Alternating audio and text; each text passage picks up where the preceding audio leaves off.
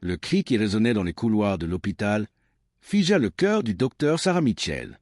En courant vers les urgences, quand elle vit le visage de l'homme allongé sur la civière, elle eut l'impression que le monde s'effondrait sous ses pieds. L'homme qui avait bouleversé sa vie il y a 20 ans se trouvait maintenant entre ses mains, luttant pour survivre. Cette histoire est-elle réelle ou s'agit-il simplement d'un scénario de film? Laissez-moi vous dire que l'histoire que je vais vous raconter aujourd'hui est entièrement vraie et constitue l'un des exemples les plus frappants de la façon dont la vie peut prendre des tournures inattendues. Si vous aussi, vous êtes curieux des moments inattendus que vous avez rencontrés dans la vie, écrivez dans les commentaires où vous vivez. Et si vous voulez voir plus de ces histoires vraies, n'oubliez pas de vous abonner. Mais avant de continuer, laissez-moi vous poser cette question. Que feriez-vous si la personne qui vous a brisé le cœur il y a 20 ans apparaissait soudain devant vous, luttant pour sa vie? Continuez à regarder car cette histoire a des rebondissements que vous n'aurez jamais vu venir. Le docteur Sarah Mitchell était l'un des chirurgiens les plus respectés de l'hôpital général Metro. Cette femme de 42 ans avait entièrement consacré sa vie à sa profession après avoir obtenu son diplôme de médecine. Ses longs cheveux châtains étaient généralement noués en chignon, ses yeux fatigués mais déterminés. Elle travaillait dans cet hôpital depuis 18 ans, et sauver des vies était devenu pour elle aussi naturel que de respirer. Mais le chemin de Sarah jusqu'à aujourd'hui n'avait pas été facile. Le chagrin d'amour qu'elle avait vécu en 2003, quand elle n'avait que 22 ans, avait complètement changé la trajectoire de sa vie. Sarah était alors étudiante en dernière année d'université. Elle était avec David Thompson depuis 3 ans et ils faisaient des projets de mariage. David, 25 ans, était un ingénieur beau et charismatique. Tout le monde les considérait comme le couple parfait. Emma Rodriguez, la meilleure amie de Sarah, soutenait beaucoup leur relation. Elle était même devenue sa plus grande aide dans les préparatifs du mariage. Sarah partageait tout avec Emma, des achats de robes de mariée au choix du menu. En mai 2003, à seulement 2 mois du mariage, Sarah était arrivée par hasard plus tôt à l'appartement de David.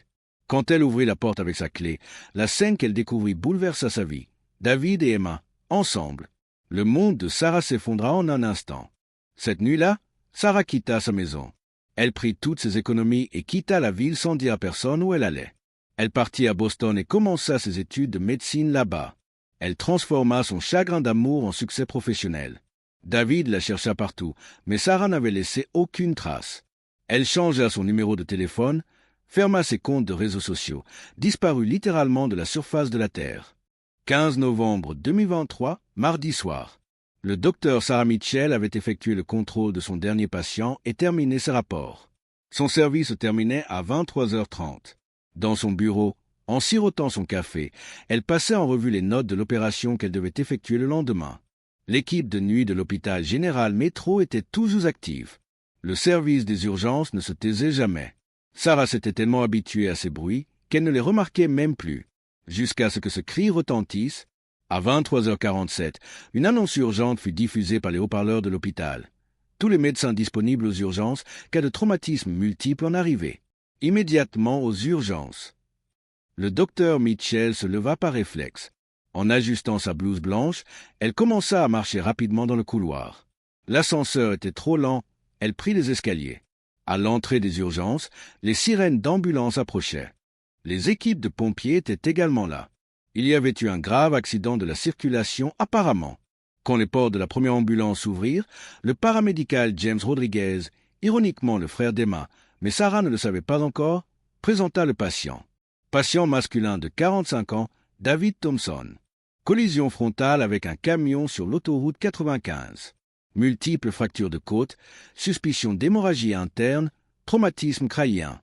Pouls faible, tension artérielle basse. Le docteur Mitchell s'approcha de la civière de routine. Quand le sang sur le visage du patient fut nettoyé, le monde s'arrêta. Ce visage, c'est très familier. La marque de naissance sur sa main gauche. David échota Sarah. L'infirmière Lisa l'entendit. « Vous connaissez le patient, docteur ?» Sarah se ressaisit. « Non, je veux dire, il ressemble à quelqu'un. Préparez immédiatement la salle d'opération. » Pendant que les préparatifs de l'opération se faisaient, l'esprit de Sarah était en ébullition. L'homme qu'elle n'avait pas vu depuis 20 ans luttait maintenant pour sa vie entre ses mains. Elle avait prêté le serment d'Hippocrate, ne pas nuire. Mais était-elle émotionnellement prête? L'infirmière Lisa. « Docteur, nous avons appelé sa famille. Sa femme est en route, elle arrivera bientôt. » Sa femme? Le cœur de Sarah battit la chamade. David s'était donc marié. L'opération commença. L'expérience de 18 ans du docteur Mitchell entra en action. Mettant de côté tous ses sentiments personnels, elle se concentra sur son patient. Il y avait effectivement une hémorragie interne, la rate était déchirée. Pendant l'opération, elle remarqua d'anciennes traces sur le corps de David, une cicatrice d'anciennes blessures par balle sur l'épaule gauche, une cicatrice de couteau profonde sur la jambe droite. Ces marques n'existaient pas avant. Quand a-t-il eu ces blessures? Pensa Sarah. Que s'était-il passé dans la vie de David? Quand les vêtements de David furent retirés, un portefeuille tomba de sa poche. Des photos s'en éparpillèrent. Sarah en prit une et resta figée. La photo d'une jeune fille et au dos, Emily Thompson, 19 ans, soins infirmiers première année.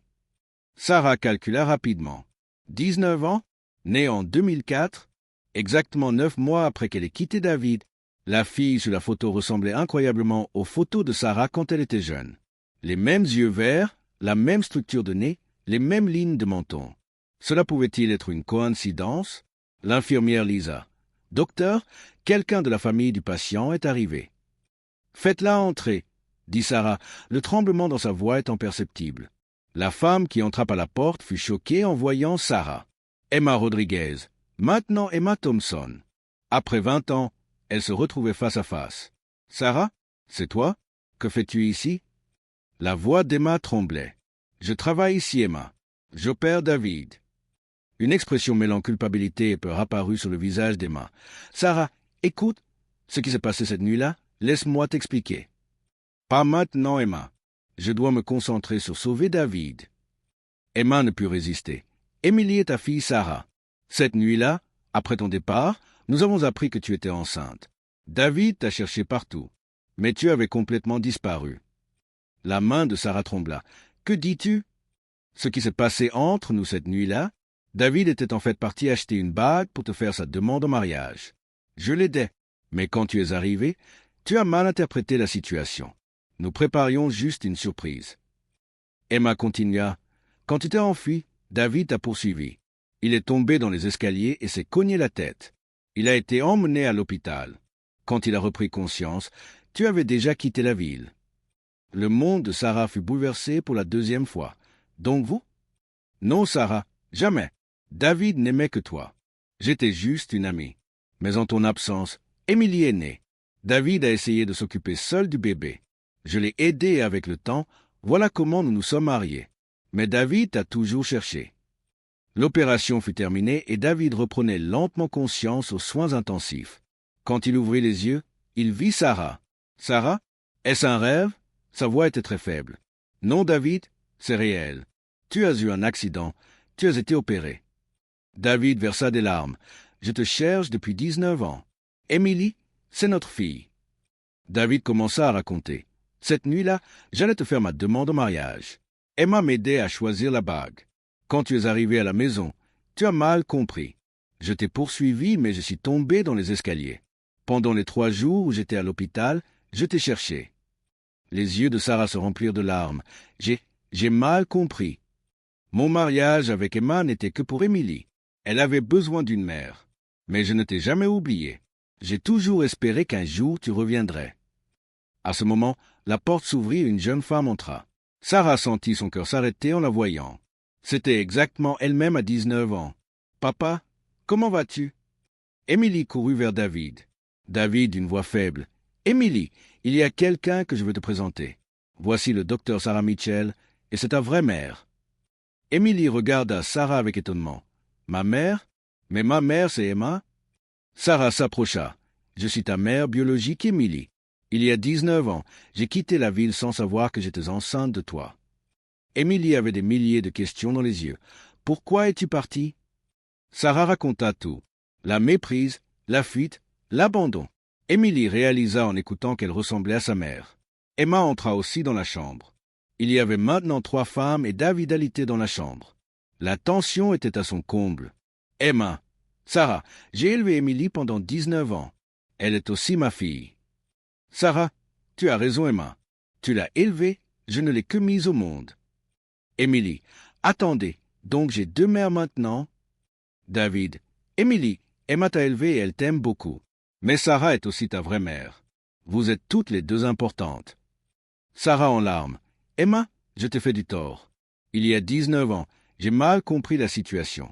Tu as pris soin de David et d'Emily. Je te remercie. Emma, moi aussi je te demande pardon, Sarah. Cette nuit-là, j'aurais dû être plus prudente, j'aurais dû expliquer la situation. Emily les prit toutes les deux dans ses bras. J'ai de la chance, j'ai 2 mères. 6 mois plus tard, David était complètement guéri.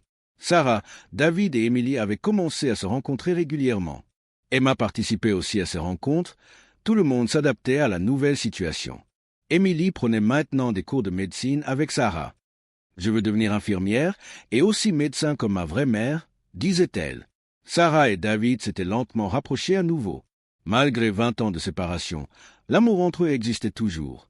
David dit un jour à Sarah, « Je garde toujours la bague que je n'ai pas pu te donner il y a 20 ans. » Sarah sourit. « Peut-être que cette fois c'est le bon moment. » Émilie, « Papa, maman, si vous vous mariez, je serai demoiselle d'honneur. » Et ainsi, cette histoire qui avait commencé dans les couloirs de l'hôpital se transforma en une nouvelle histoire de famille. Parfois la vie nous met à l'épreuve, parfois nous souffrons beaucoup à cause de malentendus. Mais l'amour, le vrai amour peut surmonter tout. Que pensez-vous de cette histoire incroyable? Avez-vous aussi été confronté à de tels malentendus dans votre vie? Partagez vos pensées dans les commentaires et si vous voulez voir plus de ces histoires vraies, n'oubliez pas de vous abonner.